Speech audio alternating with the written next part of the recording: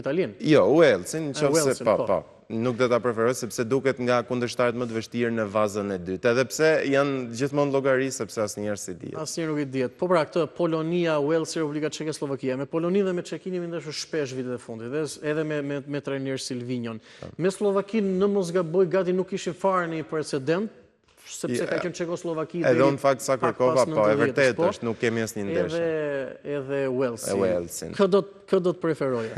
Në fakt do preferoja një ndeshje me Slovakinë, sepse siç e the edhe ti, nuk kemi matur asnjëherë. Edhe unë me Slovakinë do të preferoj. Edhe pse ka kundërshtar, po dëshirë, patjetër. Nëse shohim nga rezultatet apo nga ndoshta ne e mundëm Poloninë, por besoj që ajo Poloni që ishte para 2 vitesh ose më shumë në kualifikueset e Europianit është disi më fort ditët e sotme, edhe me Çekinë e patëm 2 ndeshje që është një skuadër e fortë. Është e fortë, edhe domethënë nga këto 4 kundërshtar më mirë Slovakia, edhe pse dhe Slovakia po ti referohesh lojtarëve, ka lojtar shumë cilësor, pash diçka që Lobot ka me sfushoi Napolit, ishte edhe me notën më të vlerësuar atje, mbrojtësi tjetër Hanko që është shitur në merkato për 40 milion euro, mund përmendim mbrojtësin Skriniar që ka qenë te Interi dhe sot luan në Turqi, por edhe portierin që është portieri i Chelsea. Ajo që dohet evitoj besoj është Walesi, siç e the. Kemi 2 njohje të vjetra, Poloni, Çeki, edhe Wales, Slovaki, që me Walesin edhe jemi përballur edhe në miqësor, po Slovakinë asnjëherë. Dohet evitoje Walesin dhe do kisha dëshirë Slovakinë. Slovakinë, patjetër. Po ti shohësh ëndë janë gjithë që unë jam i sigurt çfarë do thotë dhe Silvinja, janë gjithë skuadra fizike, po nga më fizikët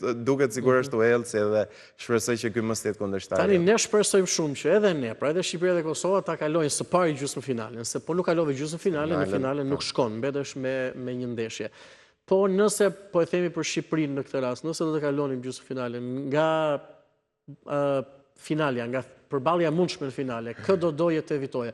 Shikoj, mund bjerë Itali, Maqedoni Veriut edhe fiton Maqedonia Veriut, po them, ato të vazhdimit parë janë më të favorizuara në letër dhe që janë më të vështirë. 2 kundërshtar që unë mendoj që si kalojmë ose nuk i dihet asaj, po më të vështirët është Italia dhe Turqia për mendimin tim, ndërsa Danimarka mendon se Danimarka në raport me këto 2 tjerat mund të jetë më përballueshme për Shqipërinë, por mendoj që kundërshtari më i lehtë nga ato të 4 mund të jetë Ukraina për disa arsye dhe faktor kryesor besoj është edhe fusha, se Ukraina nuk i luan ndeshjet, edhe nëse do të luajmë në fushën e Ukrainës, besoj më shumë do të ketë tifoz shqiptar, sepse është fusha asnjëanse se sa të Ukrainës. Edhe diçka për të theksuar në rast se ndoshta inshallah nuk skualifikohemi që në gjysmëfinale, por nëse ndodh kështu atëherë do të kemi një ndeshje miqësore me 31 mars me një nga përfaqësuesit e tjera që do të eliminohen. Të play-offit. Po, të play-offit. Po shpresojmë të luajmë finale dhe jo miqësore.